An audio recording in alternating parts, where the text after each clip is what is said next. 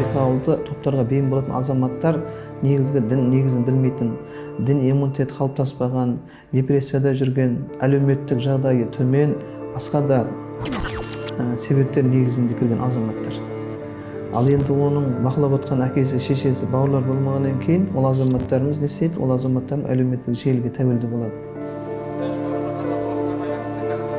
Енді радикалды уақытшылар не насихаттаса, сол жастар сол іс-әрекетке барады.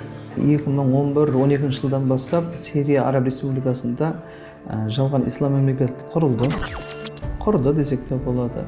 ИГИЛ ислам мемлекеті. Хадисте келген хатифат осы екен деп фундаменталистік көзқарас қалыптасқан азаматтар хиджрат мәселесімен сол жаққа қоныс аударды. 21-22 жылдары құлдырағаннан кейін ол жердің құрамында жүрген біздің ТМД елдеріндегі біраз манжахет дейміз ғой, ауған жеріндегі Вилаятул Хорасан деген жерге біраз азаматтар сол жерге шоғырланды.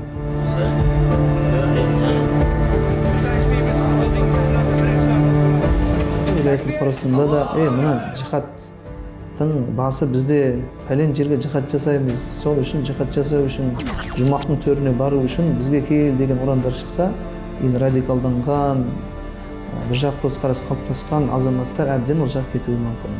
Ұлтараздық, дінараздық, алауыздық қоздыру мақсатында әлеуметтік желілер болсын, басқа да айла тәсілдермен үгіт насихат жасап жатқан жағдай да бар. Сол радикалды уақытшылардың мүддесі үшін істеліп жатқан дүние.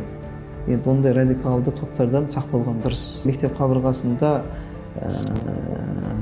тәрбие бөлімдері түсіндіру жұмыстарын жасаса, әр қала облыстарда дін істер басқармасы теологтары тұрақты мектеп колледждерде теологиялық, психологиялық ақпарат берсе, мүмкін ол жолдан біраз азаматтарды сақтап қалуымызға болады.